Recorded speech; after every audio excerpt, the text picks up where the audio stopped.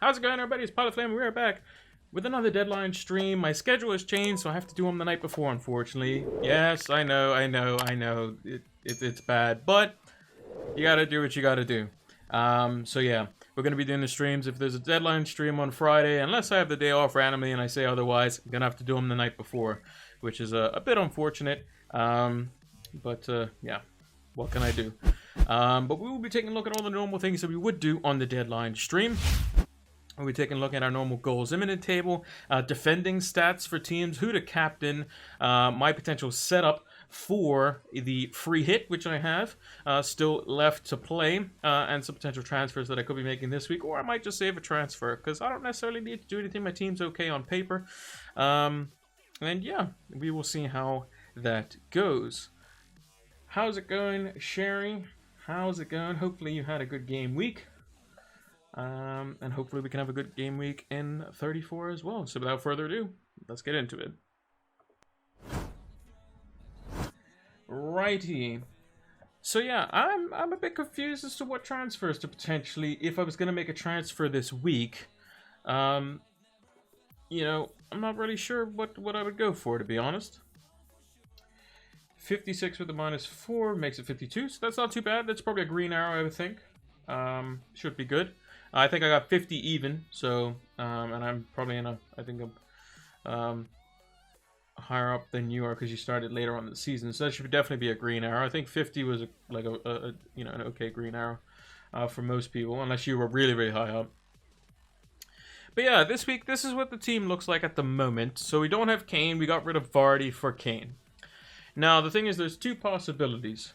You know, there's the possibility that there could be doubles in 35, and there's possibilities there could be doubles in 36. These are the most two likely scenarios. If we are to believe what Ben Krellin says, and if you haven't followed Ben Krellin, basically, he's kind of the fixture guy when it comes to this sort of stuff. And yeah, he kind of knows what he's talking about when it comes to these sorts of things. He basically kind of shows us pretty much in advance what we can expect fixture-wise. So I'm going to bring what he thinks is like a 70% chance across here. So this is what he potentially thinks is going to happen.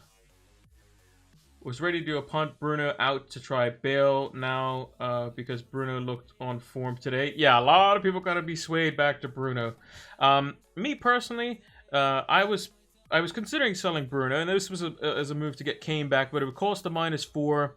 I probably want Bruno for the double because United play Aston Villa and Leicester, two teams that haven't been the greatest defensively in recent weeks. You know, Leicester still look like they can concede a goal whenever they feel like it.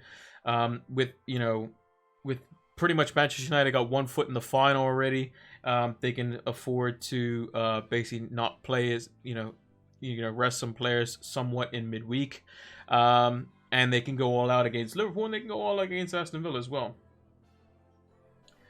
Man United looked so nice today. They had fun. Yeah, exactly. It's just about playing with fun. When United move the ball quick, they're very, very, very lethal, and I think that stems from.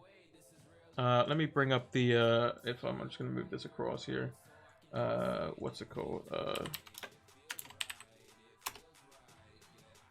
just going to bring up the little tactics board that I usually work with here. This is one typically that I do when I do the the tactics talk. I haven't done any of those in a while. But United usually sets up in a 4-2-3-1. I'm just going to put it on this side of the. I'm going to put the goalkeeper like back here. I'm going to do it the other way around. So they're going to be attacking the goal where the football is. So you got Shaw. You got let's say that's Lindelof. I mean, he plays on the other side, but it's whatever. Don't really care what the numbers are. You got Maguire. And you have Aaron Wan-Bissaka. Then you have Fred. McTominay. Bruno. Cavani, Rashford, and then Pogba. The only thing that I think is a bit of a problem is that is when we put Pogba out on the left, it makes it so that teams can't, you know, isolate, you know, Bruno and kind of just keep him you know, keep him kind of basically stuck in an area where basically he can't operate in this area where he wants to operate. That area ends up getting moved back to here in most cases because Fred and McTominay end up being here, and then the defense is usually way back here, closer to the goal mouth. So what Pogba allows is, one, he allows an outlet ball, so the fullbacks push up high. Cavani gets in and around the box. Pogba occupies this position with Shaw making overlapping runs in this space. Bruno can go from side to side, side to side. So if Rashford's on this side with Wan-Bissaka, he can create an overload with these three in a triangle. Or if he's over on this side, he can come over here and create a triangle here. And basically, McTominay and Fred are supposed to kind of just sit here with Lindelof and Maguire kind of being here. Sometimes it's Fred that drops into the back three on either side. Sometimes it's McTominay, and basically, you know, Bruno can kind of go in and around and do as he pleases. And this is enabled because Pogba plays out on the left, and if they try to swamp Bruno, they try to two-man him, let's say. They put two men on him. Well, that means Pogba's out here 1v1 with their outside, like their, you know, their wide attacker, or in most cases their fullback, and then you have Shaw making runs in and around or underlapping with Pogba, which is quite dangerous. The thing that I would like to see, though, is if we were to replace McTominay or Fred in the transfer market. Now, I don't expect the Glazers to do that because I think the Glazers deserve to go out before we make any transfers. But besides the fact that they decide to spend some money, what they should do is buy a top-class CDM. So, like, as an example, let's say we'll go with Declan Rice. Then this player can become somebody completely different. Let's say it's, I don't know, let's say Greenwood as an example. So right away we've eliminated one of Fred and McTominay. We still have Rice. We can get Pogba. We can get Pogba back in this position, and then he can kind of act in a way to how Souček does for West Ham, where, you know, Souček makes a lot of tackles, puts in the graft, but Declan Rice holds, and then Pogba can make runs in the box. So not only can we have Bruno going all over the place doing what he wants, we have Rashford on the left-hand side, who's going to make has a really good partnership with Luke Shaw, just naturally, because they're both English, and they were very good before Luke Shaw had that nasty injury way back when. But Greenwood's out on the right-hand side. He gets, you know, his link with Cavani, if Cavani chooses to stay. Bruno gets to kind of go freely and do what he wants, and also we can have Bruno kind of drop back into Pogba's space and kind of dictate play, and we can have Pogba run in towards the box for headers, which Bruno sometimes likes to do. He likes to spray the ball around and do that sort of stuff. And you saw that often. So in West Ham's system, and early on, this was Mark Noble, and this was Souček. And what they had is they had Antonio was here. Souček and Rice would kind of be on this formation, and Noble would kind of sit in front of them. So as a normal formation, they would kind of work as a functioning midfield and defense. But on the attack, Souček would make the runs in the box, and Noble would kind of sit back and kind of provide on the outside. But with Bruno and Pogba, we can be so, like, Pogba's very good physically. You want to get him up the pitch, and he's very good early. I mean, he scored a header tonight, so. But, yeah, you want to get the best out of Rashford, which I don't think we're doing when we have him over on this right-hand side. And with the fact with Greenwood basically not being involved, and you have Cavani through the middle, I think Greenwood's so good that he should be playing anyway. But that's what you can enable if you just change this one spot. If you take McTominay and Fred, and we were to make them into one player, and then put Pogba next to him, Pogba could do whatever he wants, and that one player would be like, yeah, go on and do it. Because if you watch France, Conte plays alongside him, or Ndombele, or somebody like that, who can break up play, who's very strong in the tackle, and they allow Pogba to do whatever he wants. Whereas Pogba, when he plays out on the left, yeah, he can basically do what he wants, but the problem is that we have to play two players in this double pivot here. That basically, make it so that we have to play with one extra player that we don't necessarily want to play with, which is why you see the likes of Van der Beek not playing. You see the likes of You know, Greenwood sometimes on the bench. If we had that one really good player in there, you could even see Fred and McTominay dropped completely altogether. So let's say it was a Declan Rice. You could stick Pogba next to them. You could even put Donny van der Beek out on the right-hand side, put Rashford on the left, and then you still have that midfielder like kind of option and kind of play him in like how Juan Mata used to play, which was Juan Mata wasn't going along the byline, getting chalk on his boots and crossing the ball in. He was kind of playing as like a false number 10 and could kind of switch and interchange with Bruno and have the kind of 1-2 touch passes in and around the corner. Many different things that you can do by changing one position. But apparently United wants to spend 150 million on a striker when we've just scored 6 goals today. So I don't understand. And at one point we were the leading goal scorers in the league. And, you know, the reason we've been losing games is not because we haven't been able to score goals or create chances. It's because, 1, we don't often move the ball quick enough. 2, we concede really, really stupid goals. And 3, if we changed one position for the price of 2 players, you could put more attacking players and then you naturally create more chances anyway. Which is a bit counterintuitive to think. It's like, so you're telling me, Pilot, if we buy a CDM, a proper CDM who allows Pogba to go forward from the midfield too, we'll score more goals. It's like, so you're buying a defensive-oriented player means you create chances and score more goals. Yes, that's exactly what happens. Because if you watch any of Dortmund's games when Haaland doesn't get the service up front, he gets frustrated. He's basically doing a graveyard shift. He doesn't know what he has no service. He can't do anything. But yeah, Glazer's out first. We got to get that going. But yeah, this is what Ben Crellin thinks is going to happen. So all these ones here in Game Week 35 that have the plus symbol between each fixture, those are fixtures that are going to be moved up from these red ones from 36. So it's still only 2 fixtures that the player is going to play. It's just in one week they'll play both of them, and the other week they won't play any of them. And those teams that would likely blank and double is Chelsea, Arsenal, Man United, and Leicester. Because they'd be playing each other.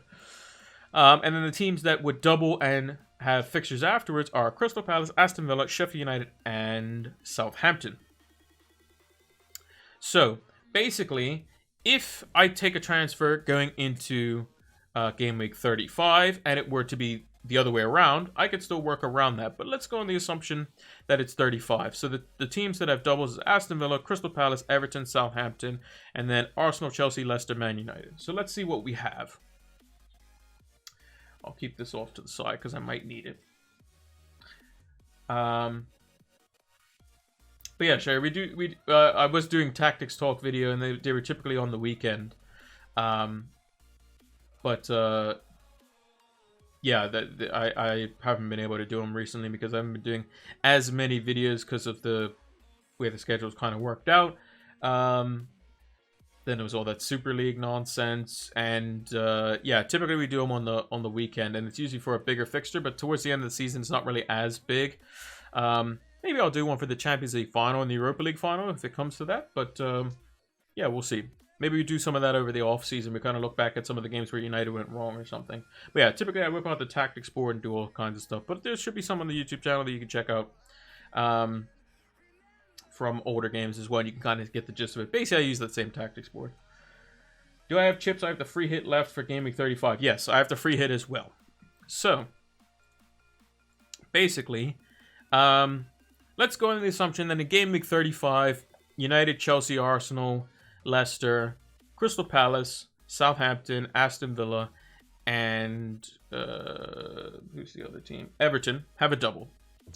So if I didn't use any transfers this week, let's say I don't know this information until next game week, hypothetically, I'll go into that week with 2 transfers. I would have 1 double game week player in Martinez in goal, which is great. I would have 2 double game week defenders in Azpilicueta and Shaw, and then I would play, who would I play in 35? Cody plays Brighton, Masuaku would play Everton, and Aino would play Burnley. So I'd probably play, let's just say I'd play Cody. So I'd have those 3, so I'd have 3 double game week out of 4. And then in 35, Mo Salah has Southampton at home, so that's not bad. Lingard has, Fernandez has a double. He would be versus Aston Villa and Leicester, so that's good. Vardy and Iheanacho would have a double as well.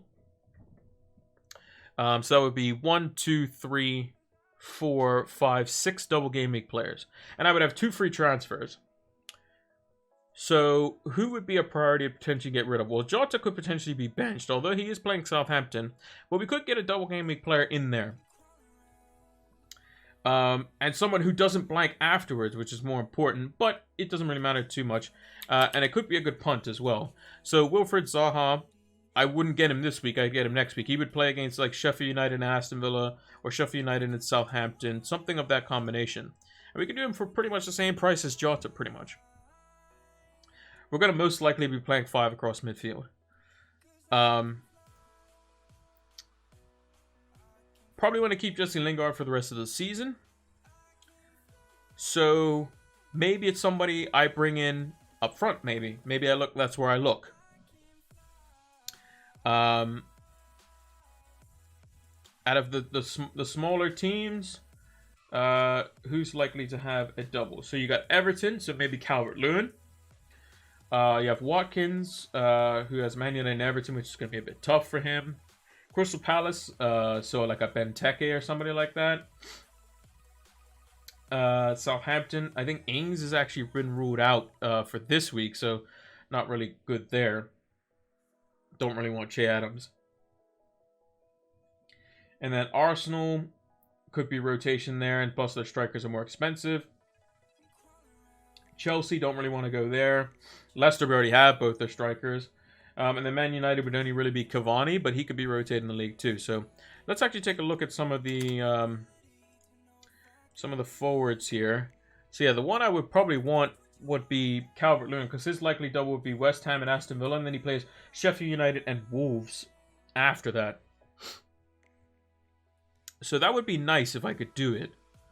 So let's say I would get rid of Vidra for Calvert-Lewin. How much would I be short? I'd be 1.2 million short. So I have to downgrade somebody somewhere, so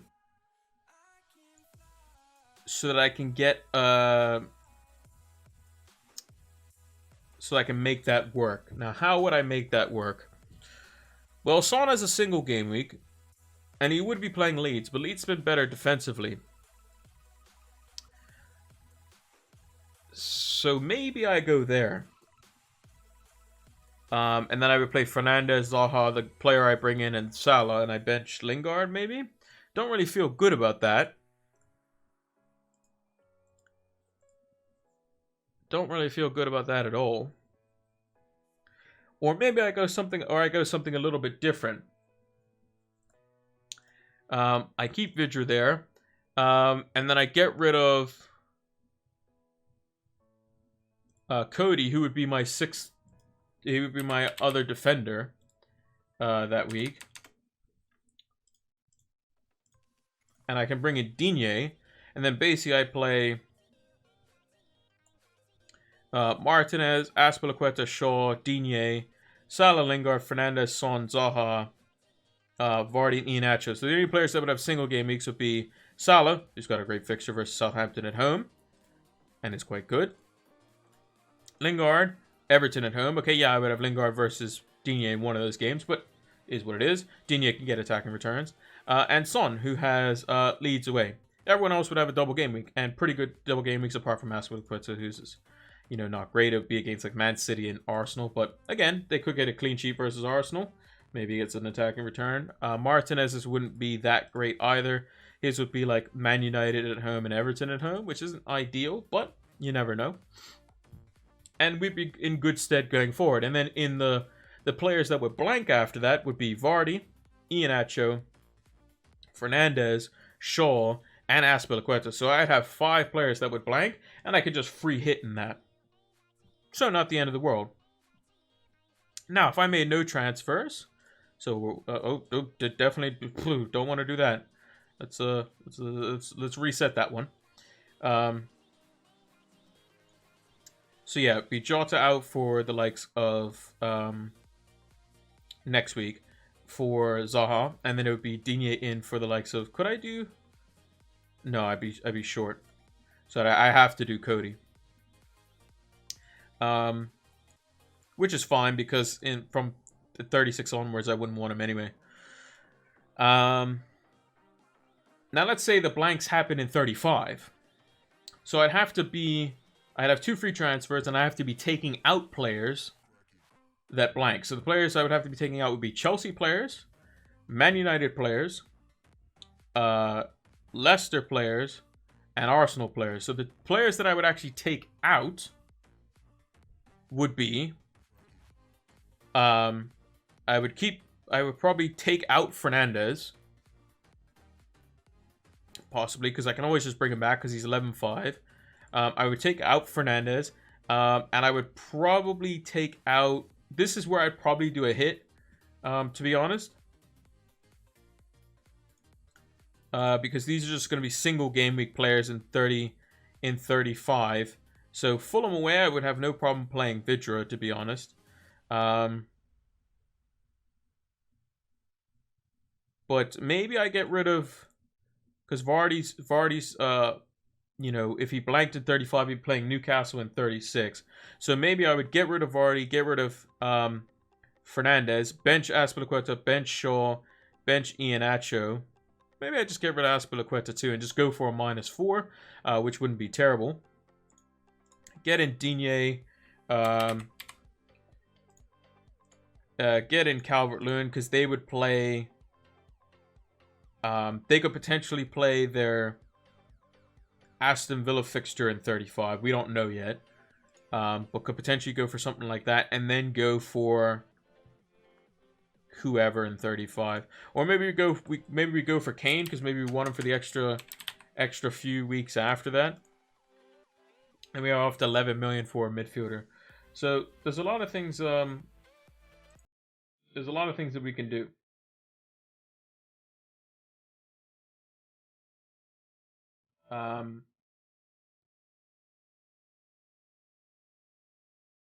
Yeah, there's a lot of different things that we can do. Personally.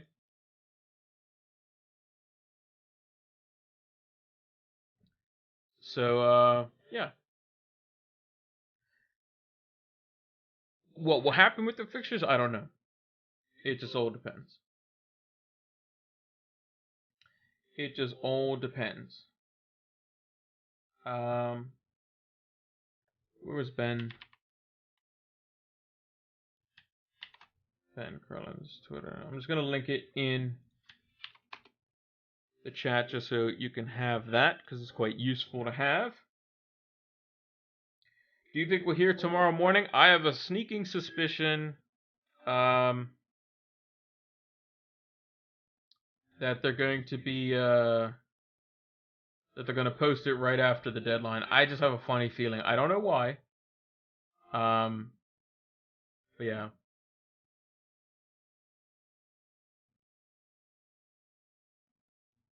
I just have a funny feeling that they're that they're going to do it right as the deadline happens.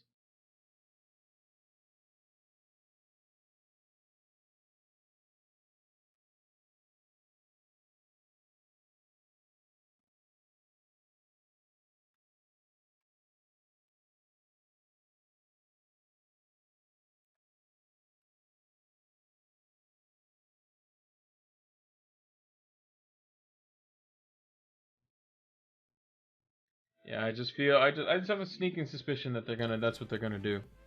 They're just gonna do the deadline, and then they're gonna say, "Oh yeah, here's some fixture changes. Here you go." Or maybe they might do it right before it, which will be quite funny. But we'll have to see. I'm hoping that they give it to us beforehand, because that would maybe allow me to do something this week. But yeah, it's gonna be interesting. Definitely going to be interesting. Because as it stands now, I really don't want to have 4 Liverpool and United players combined going into that one fixture. I'm half tempted to put Vidra in for Jota. Because I think Vidra has more likely chance to start.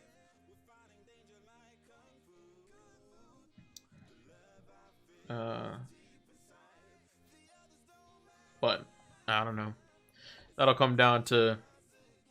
Actually, no, I'll probably end up doing that, because I don't think Jota's going to start. Will he start versus United? He might do.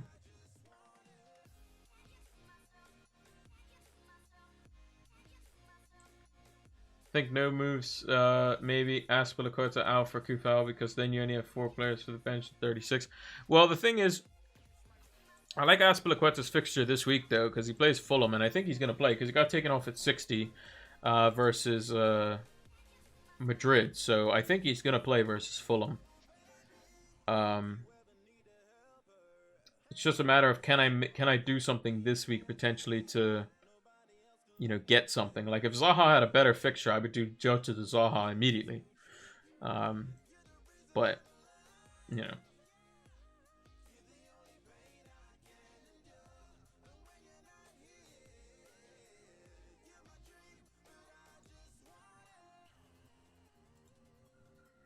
it is a bit tricky though. But looking at this week's fixtures, we have some interesting ones. Obviously, the big one being United versus Liverpool, and it could basically end Liverpool's, end Liverpool's top 4 hopes, because they have no other way other than getting top 4. Keep Fofana versus Aspilicueta. I would keep Fofana probably, just because he has a better double. I assume that's who you mean, Fofana, the Leicester defender.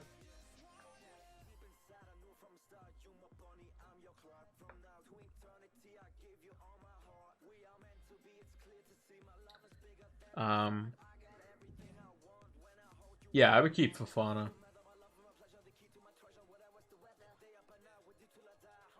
I would probably keep Fofana.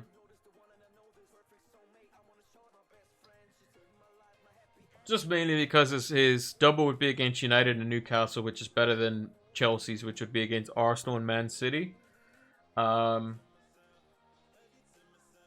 Maybe there's some rotation for Aspilicueta. Fofana should be fine. He's only playing 1 game a week until they play the FA Cup final. But yeah, there's definitely some interesting fixtures to potentially punt on as well. So like Crystal Palace versus Man City, that could be a fixture where City get a boatload of goals, and who knows how many goals they could get, but it's who's going to play for City. That's the problem. If I knew City's lineup every week, that's why I try to do the series Pep Roulette. It would be a lot of fun, because I'd be like, oh, I know this City player starting. I know this City player starting. I'll just bring them in my team because they'll score me loads of points. But again, Pep kind of rolls the dice. And since they're in a decent enough position in the Champions League, I don't think he's going to risk anything in the Champions League, because he knows the league's won, basically. He just has to win 2 games, which isn't going to be rocket science for him. That's what I thought. Yeah, Fofana's definitely better. But if you could, I would say keep Aspilicueta for this week as well. If you could. Because I think he's going to start. I think they should keep a clean sheet versus Fulham. You know, I think it should be fine. The only defender I would trade potentially a Chelsea defender for would be Dallas from Leeds. He would be the only one I would think of to be trading in this week specifically. Or maybe Digne from for Everton, but even still, I would still keep the Chelsea defender for a week, because you have they play Fulham, unless it was like, I don't know, Zuma or somebody who's not been playing as much. Then yeah, be a bit tricky. Like if we look at like the table's cut off a bit here, but the real important part is the XG conceded here. So. Let me zoom in a little bit there. So if you see here, if I move my chair out of the way a little bit, XG conceded over the last 4 matches, up there at the top is Newcastle. So this week, who plays Newcastle? Arsenal. But Arsenal, again, they're down 2-1 in their Europa League leg, so they're going to need all the regs in that bat. That's what they're there for. They can't make European football, I don't think. They're too far off. They're going to put all hands on deck in Europa League. Then you have West Brom. Over the last 4 matches, 13 big chances conceded, 7 goals. So they should have conceded 2 more than what they have. So you can say that West Brom's defense has been slightly better. And West Brom play Wolves, who, again, not really inspiring there. Then you have Spurs. Spurs, 8 goals conceded from 8.73 XG, so about on par. They play Sheffield United, so again, not running much target there. And then next in line is Crystal Palace. 7 goals conceded, 7.95 XG conceded. And they play Man City. But nobody's talking about City assets because of the fact that, you know, there could be, you know, this rotation, uncertainty of starts, you know, all these sorts of things. So, it is a bit difficult, for these sorts of things, to predict. Because, you know, you have, you know, let's say, you know, City are in a good position. If I was Pep Guardiola, what would I play in the second leg in the Champions League? Well, basically, I would have played the same team that he had once Zinchenko came on the pitch. So basically, Ederson, Zinchenko, Stones, Diaz, Walker, Rodri, Gundogan, De Bruyne, Bernardo Silva, Mahrez, and Foden. That's probably his best 11. So if you're thinking, well, Sterling can probably play in the league, maybe Sterling does start. Now, if we go take a look, let's see. Let's actually check. Did Sterling play? I can actually do Son to Sterling if I wanted to, which is funny.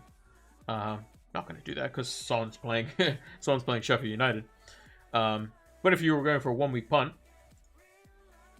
when City played Crystal Palace last time, they won 4-0, and Sterling got a goal in that game and 8 points. So, again, Sterling hasn't been great, but he has been playing the games in the Premier League somewhat, so he could be a punt. Gareth Bale. Again, they're playing Sheffield United. This is a game where Bale probably doesn't need to track back at all. Could be a nice differential this week as well. Again, versus Sheffield United, who is up there in the top 5 for XG conceded over the last 4 matches. West Ham's actually surprisingly up there, and they're playing. Who are they playing this week? I think it's Burnley. Burnley away. So maybe Chris Wood. Chris Wood could be a shout. I mean, he scored a hat-trick and got an assist. Definitely a good option. Calvert-Lewin versus Aston Villa. Where's Aston Villa on this table? They should be quite up there. They're about mid-table. 7 goals conceded for 5.91 XG. I mean, Villa's defense look all over the shop, so that could be an avenue to attack as well.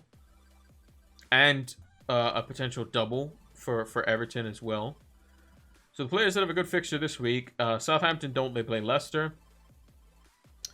Everton do. They have Villa at home, which would in theory be a good fixture. Who else has a double out of the bad team? Crystal Palace, but they play Man City. Again, if it was Zaha, I would do it, you know, in a heartbeat if they were playing somebody easier. And then the last one was Aston Villa, and they play Everton. So, again, it is a bit tricky. But like some teams that like defenses, Man United, Man City, Chelsea, Brighton, you know, Leicester's down there. Like Leicester have conceded 6 goals from an XG of 3.56. So again, their defense has and they've conceded 6 big chances. So they probably should have conceded, you know, the goals that they have because there's big chances. But the XG suggests that maybe they shouldn't have conceded as many of those goals. And maybe they've been unlucky to not keep more clean sheets. So that's why a lot of people are jumping on the Leicester defense. Again, Brighton defense has just been good all season. For the most part, ever since they put Sanchez in goal. Which was actually fairly early on. United's defense. Again, you have two on paper good defenses with Liverpool and United. Lower on in the XG conceded stats. Which is why a lot of people are going to be playing Trent and Shaw against each other because most likely it's going to be a 0-0. So that's what it was earlier on in the season. Potentially expect that to happen as well in this one. Liverpool are going to go there to try to get 3 points, so maybe that opens them up, and then it's a little bit more of an explosive game, which I would like, which would benefit, you know, the attackers. But I don't think Jota's going to play, so half tempted to just kind of bring in Wilfred Zaha and just hope he gets something versus City and see what happens. Because City playing a rotated team, maybe Zaha opens them up a little bit. That'd be nice. So, got to go. Thanks and good luck this week. No worries, Shay. Hopefully you have a good week. And you can always watch the rest of this over on YouTube when you get the chance as well. And check out those tactics talk videos. They're typically quite good. I enjoy those quite a lot. They don't get as much views as like the normal captaincy videos and that sort of stuff, but I like them a lot. And we might do a lot more of those over on the off season maybe, and kind of see what players or what teams need what, and kind of go through it on a tactical front, which would be nice. So back to the fixtures here. Yeah, Crystal Palace versus Man City. I mean, early on in the season, Crystal Palace won 4-0. You know, maybe Zaha gets something. I mean, I would like to bring him in this week because I don't think that Jota's going to start. And I want to bring in someone who I know is going to start. Yes, he's up against a bad fixture, but am I going to take 90 minutes of Zaha versus Crystal Palace? Or 90 minutes of Zaha versus Man City, or 30 minutes of Jota off against United? Probably take Zaha for 90 minutes versus Man City, to be honest. Because Man City, if they play a rotated side, then maybe something happens there. And then at least I could just put Zaha in there knowing that he's going to start. And he's probably going to get me one more point than Jota anyway. And then I have one less player in the Liverpool versus Man United camp. Or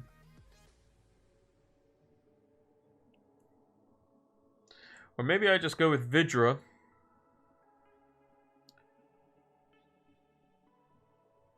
And just bench Jota. And hopefully Vidra's the one that gets the goals this week instead of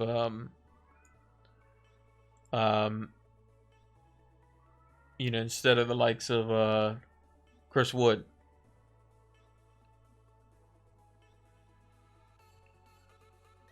So the question that I have, though, is, are the Burnley forwards all fit? Because if they are, that could be a problem for Vidra. So Barnes is apparently back. J. Rodriguez we saw come back. So maybe Vidra drops out, which would not be ideal. Well, we obviously know that Chris Wood would play. But, I mean, it's even more of a... It's probably not even more of a risk for Jota to start than it would be Vidra to start. Because I don't think Klopp goes with his 4-2-3-1 with the four attackers with Salah, Firmino, Mane, and Jota. I think it's one of Mane or Jota plays. I think it's probably going to be Mane because I think he trusts him more in the bigger games. So maybe we just stick Vidra in there and just hope for the best. And if he doesn't play, he doesn't play. I mean, he'll probably come on. Jota will probably come on as well, but we'll root for United to get a clean sheet anyway. Masuaku, not really sure of the situation on him. Let's see if there's any news here. Nope, nothing yet. Usually there'll be something here, but I only see the Burnley, no West Ham news. But that's why it's important to check out Fantasy Football Scouts team news, which they do on the day before, or they usually do it on Fridays, when all the press conferences are. But with this week, obviously, it's a Friday deadline. I think it's Friday deadline next week too, which is a bit unfortunate. But let's start the Friday game again. Unlucky for them. So yeah, going to be another Thursday deadline stream. But yeah, if I knew Masuaku was fit, I know he provides a little bit more defensive cover, as well as offensive cover than the likes of Johnson or Fredericks or somebody like that for West Ham. So I'd be inclined to play him in the back line potentially as well. Maybe even over Vidra. Because West Ham would be a little more solid defensively. Burnley's still going to give it a right go, which is what that little article, from what we could tell, it said give every last drop. So maybe Burnley think that they're not out of the woods yet and they still need another win to basically secure themselves. But Burnley's stats have shown that, you know, they're not far behind the likes of Southampton, Sheffield United, West Ham, Crystal Palace over the last 4 matches for XG conceded. So they're still quite leaky, but they've been a lot more, you know, attacking offensively. In terms of the goals imminent table, so I'm going to make this a little bit on the smaller side here and maneuver this table.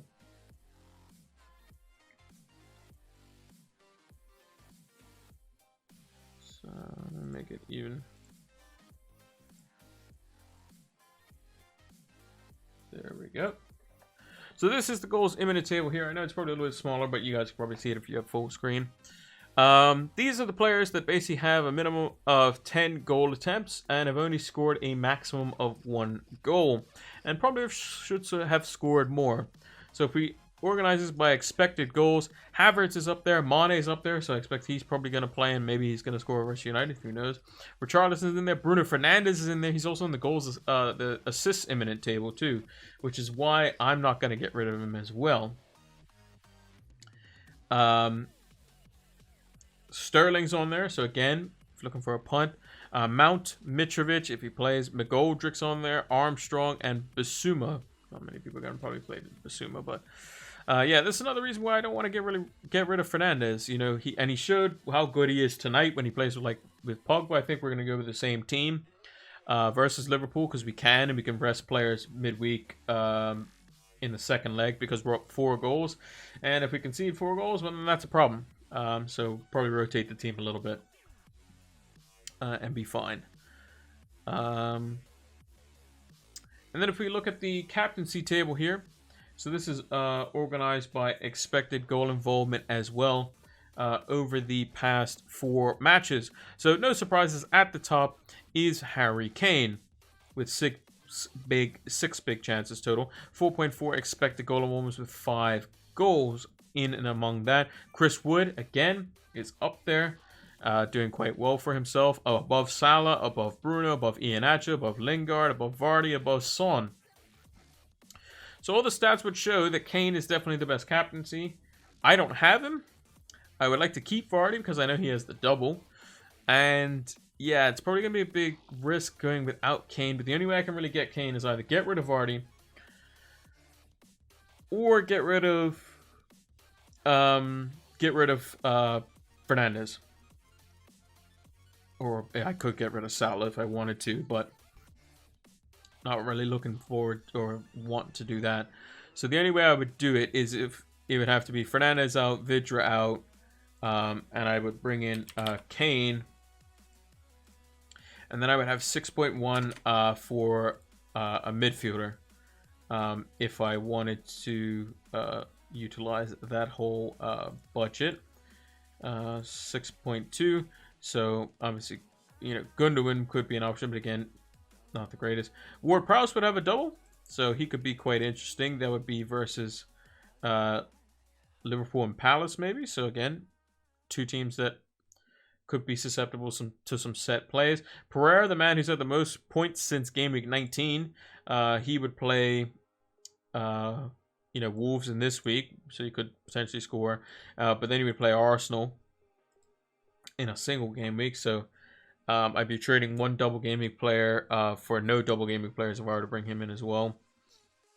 And then with Rafinha unfit, Neto unfit, it's a bit of slim pickings, to be honest. No real players that kind of stand out. If I had a little bit extra money, I could obviously go for Zaha.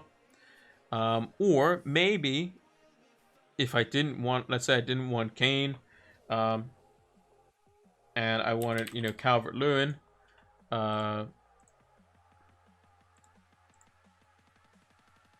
wouldn't have to necessarily get rid of Fernandes. And then I could downgrade Jota to someone who's 5'9", but again, it's still a similar situation. If I downgraded Son, I could get Zaha as an example for someone who's another double gaming player. But these are all a bit trickier situations, and I think when I have a bunch of different things that I can do, I think it's better to do just nothing. I think going back on the transfer back to Kane when Vardy has such a good fixture versus probably a just as porous team um, in Southampton. You know, Southampton have conceded 9 goals. So they've been in the worst rut. So in terms of goals conceded, they have the most. In terms of just big chances conceded, you know, they're higher than Sheffield United with 1 extra as well. So typically when Southampton are conceding chances, it's big chances basically, and they're definitely you know, they're very good chances for the opposition. So 11 big chances, so they're really nice big chances, and they're being slaughtered home in most cases. XG conceded would say that Sheffield United's defense is slightly better, but if we did, let's say we did it over the last couple of matches, let's say, if we filtered this, what would that show? Because Sheffield United has been slightly different over the last 2 matches than they have been over the last 4. So we did over the last 2 matches. It's still saying that they have same thing, which is unless it's stuck on, or it can only stay on 4 matches, which is a bit weird. There we go. Yeah, so if we look at last 2 matches, Southampton's 4.41 with 7 big chances, 5 goals conceded. Sheffield United just the 1 goal conceded over the last 2 matches. So their defense has been getting better. Kane is not necessarily fully fit, whereas Iheanacho and Vardy definitely look well, Vardy's a little bit out of form, but definitely look quite sharp. West Ham obviously way up there over the last 2 matches as well, which is interesting to see. And then Chelsea, just this is why I wouldn't get rid of any Chelsea defenders before. You know, even in the double, they look potentially good. So 0 big chances, 0 goals conceded.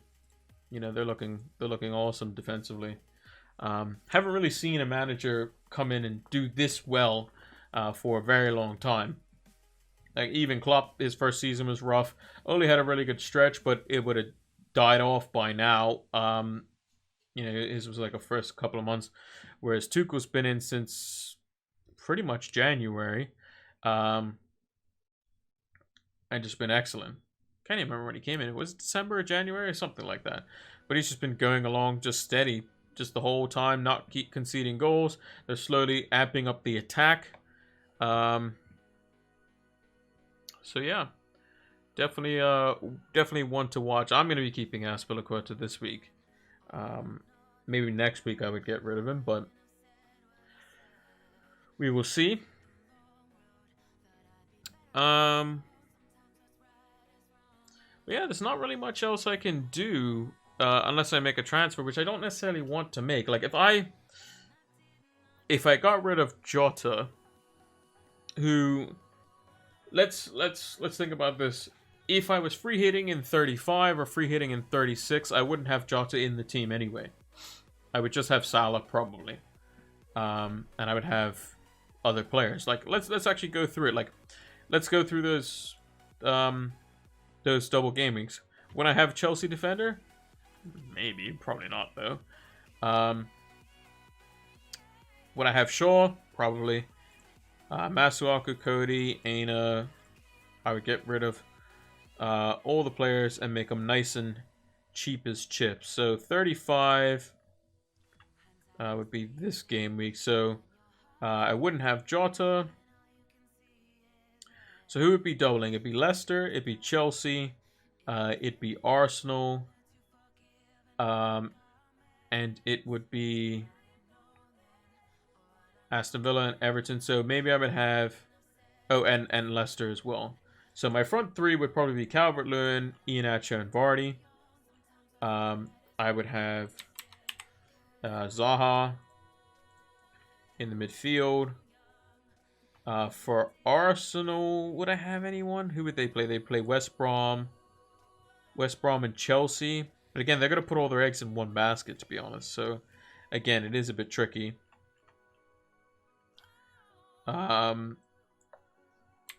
So maybe I take a punt on something fun like Van Aanholt or somebody like that.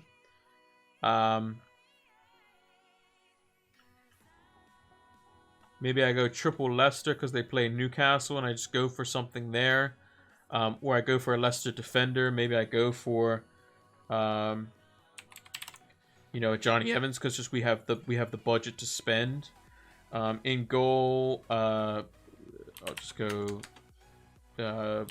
Martinez will play twice. I'll just put Forster in there. Who's the cheapest goalkeeper we can get? Cheapest chips. Steele, sure, why not? Then for defenders, we would just have I would just put in Mitchell just because he's cheap. And then another defender. Who would I put in? I don't know. Another cheap defender. Strauch at 4 million. Why not? Because I'd be playing 3-4-3. I'd have one player on the bench who would be, somebody who would be, playing, will be coming in if need be. And a double gaming player I'd also like is like Sigurdsson or somebody like that.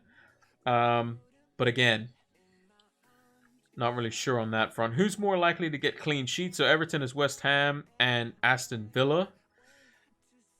Are those more likely to keep a clean sheet? Probably not. Over the likes of... So Crystal Palace probably more likely to keep a clean sheet. Man United probably more likely to keep a clean sheet versus Villa maybe. But Shaw is also just so good at the moment.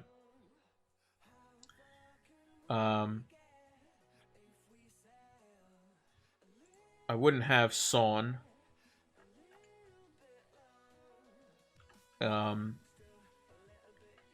maybe this is where I would go like, I could go like Rashford or somebody like that.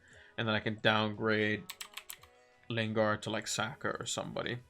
And then I would play 3 up front, 4 in midfield, 3 down the back, 3-4-3 with Martinez in goal.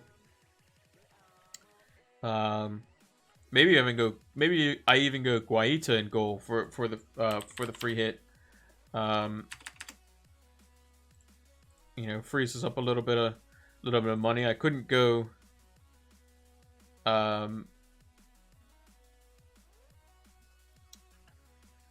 I couldn't go Mitchell. I'd have to go a different defender. Maybe I don't go for the likes of Evans. Maybe I go for Digne just to spread it around a little bit.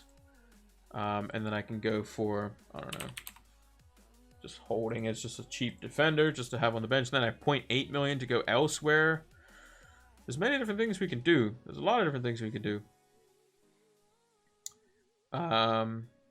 There's also Southampton would play Liverpool.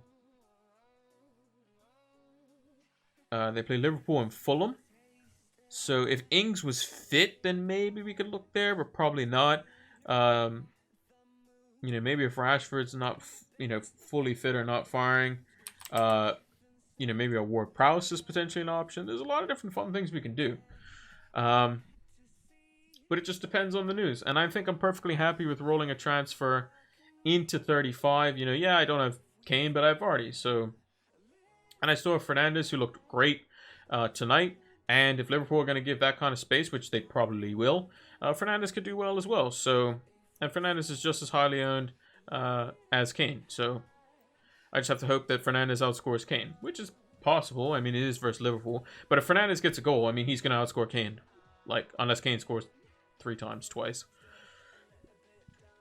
But, yeah. And I want to keep Fernandes for the double. Because he's going to play 3 games in the time that Kane plays 2. And, you know, even on the... I mean, I can always bring him in on the free hit and then transfer him back in, but then I still require 2 transfers if I want to get him out this week. It is a bit up in the air. I think I'm more inclined to go with this. I don't think starting Jota is worth it, probably. I think the bench order is fine. I think Iheanacho as a captain makes sense. I mean, if we look again at the defensive stats, Iheanacho's playing over the last 2 games. He's playing against Southampton defense that have conceded 5 goals. Whereas Kane's playing a Sheffield United defense which has only conceded 1. Now, should they have conceded more? Yeah. Should Southampton have conceded less? Yes. But goal attempts in the box conceded over the last 2 have been the exact same, 21 on both sides, as well as the same number of goal attempts. So yeah, the pretty even defenses is just in terms of attempts conceded. It's just Southampton have been conceding worse attempts for their own safety, as it were, their own goal. Again, looking back at the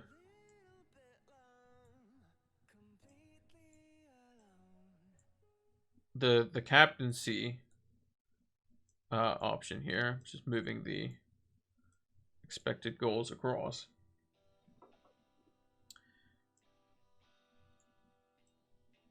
And the shots inside the box is actually a kind of a big one. But expected goal involvement, like if you look, Iheanacho, 2.64 expected goal involvement, scored 4 goals, created 6 chances. Like, his stats are crazy. Kane scored 5 goals with a 4.44 expected goal involvement, so he's been involved in potentially more goals. Iheanacho's been way more clinical, but created less chances. So again, it is a bit of a tough one. It is a bit of a tough one. In terms of Vardy, if we look at his stats quickly, 1.84 expected goal involvement in the last 4 matches, not ideal. Just the 1 goal. He's created 3 chances. He's had 1 big chance created, but he's had 3 big chances total. So you can say that Vardy should potentially be scoring more than what he has been. And I think that what's going to happen is the way Southampton are going to basically concede goals is they're going to have a high line. The ball's going to be behind. Vardy's going to be behind, and he's going to lay it across to Iheanacho, and it's going to be a goal. That's probably what's going to happen. Or it's a ball in behind, or a ball up to Iheanacho. He plays and spins in behind Vardy, and it's going to be a goal. Do I go with Vardy with the more upside chasing, or do I just go somewhat safer and go with Iheanacho? Maybe I play a little bit more fun and I go with Vardy just because he's going to be more of the differential. We'll see. It's going to be on one of these 2 guys. I don't think I'm going to captain Son. I think having him is going to be just enough. A lot of people are going to captain Kane. If Kane does well, Kane's going to probably hurt me. But I just have to hope that Fernandes can match him.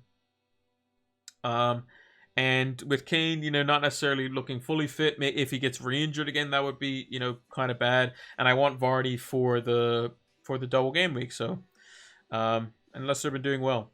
Leicester have been doing well. And if they get themselves to safety, so if we just bring over the Premier League table, because I have that off to the side here. We just bring over the Premier League table. So if we look here,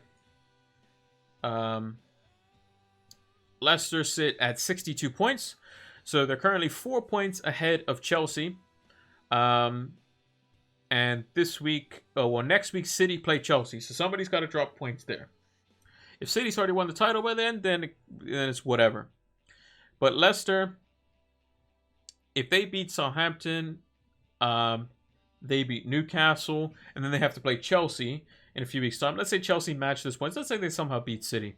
They're going into a last 3 set of games with a 4-point lead, same number of games.